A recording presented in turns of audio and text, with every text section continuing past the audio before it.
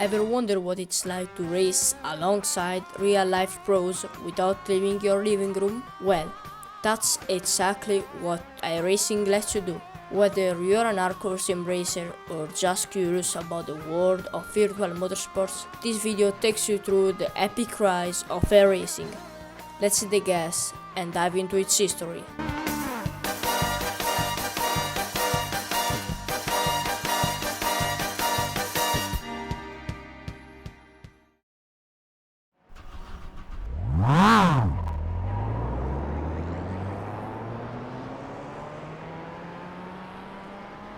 iRacing got released in 2008, but to understand the story, we need to go back all the way to 1989, when Papyrus Design Group was founded, and when Indianapolis 500 was released. This company became known for making some of the best racing sims of the time, like the Grand Prix Legends series and the NASCAR Racing series. These games were groundbreaking, bringing realistic physics to the forefront of sim racing. However, in 2004, Papyrus was shut down after losing key licensing agreements, including one to EA, and struggling to find a sustainable business model. But the story doesn't end there. Two key figures from Papyrus, Dave Kammer and John Henry, saw an opportunity to take sim racing to the next level. They founded iRacing.com in 2004 with the goal of creating the most realistic, competitive online racing experience ever.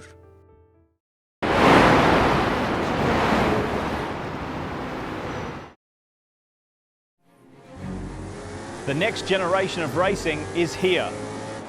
Hello, I'm Lee Diffie from Speed, and welcome to iRacing.com. After 4 years of development, iRacing officially launched in 2008.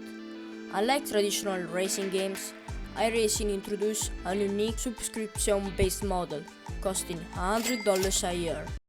Damn! Yes, I know, that's a lot.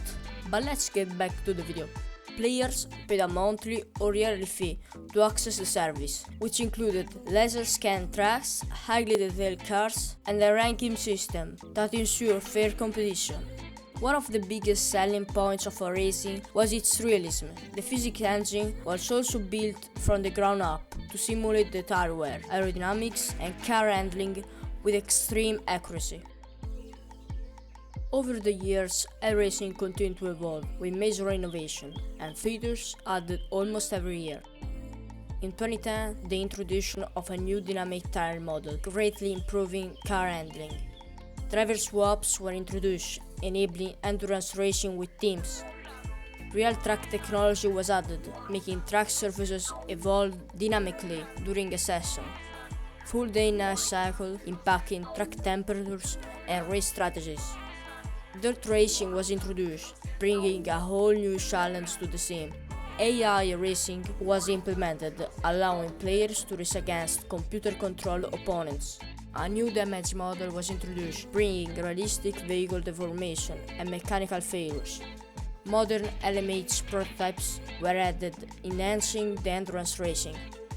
A major graphics overhaul improved lighting, reflection, and shaders for a better immersion.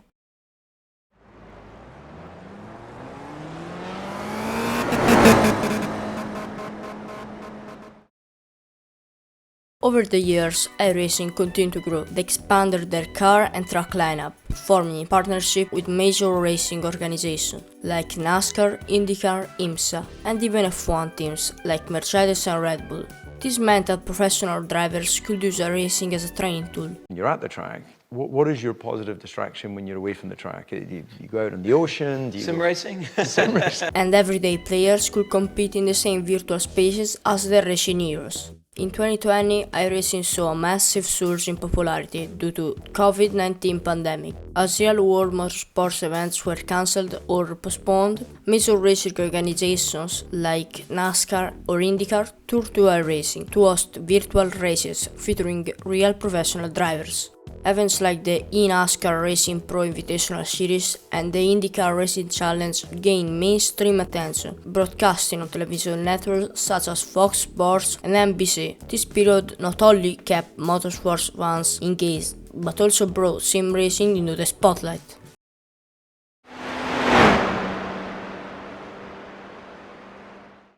iRacing isn't just a simulator, it's a competitive esport. Major racing series have hosted official iRacing competition, like the NASCAR Coca-Cola iRacing Series, founded in 2010, the Porsche Tag Heuer Esport Super Cup launched in 2019, and the IMSA Esport Global Championship, introduced in 2022.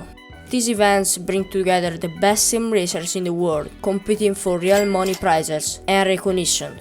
Some of these competitions are even broadcasted on mainstream sports networks, further cementing iRacing's reputation as a serious competitive platform. But perhaps the most incredible thing about iRacing is its impact on real motorsports. Many professional drivers, including NASCAR champions like William Byron and F1 drivers like Lando Norris and Max Verstappen, have used iRacing to sharpen their skills. Some sim racers even transitioned into real-world racing like Suelio Almeida and Jan Madenborough, proving that sim racing isn't just a game, it's a legitimate training ground. And that's the history of iRacing, from its root in Papyrus to becoming the leading sim racing platform. iRacing has changed the game for virtual motorsports. What do you think about iRacing? Have you tried it? Or are you thinking about jumping in? Let me know in the comments. Also, if you don't mind, subscribe and leave a like if you like the video, because it really helps me grow. And that's all. Bye.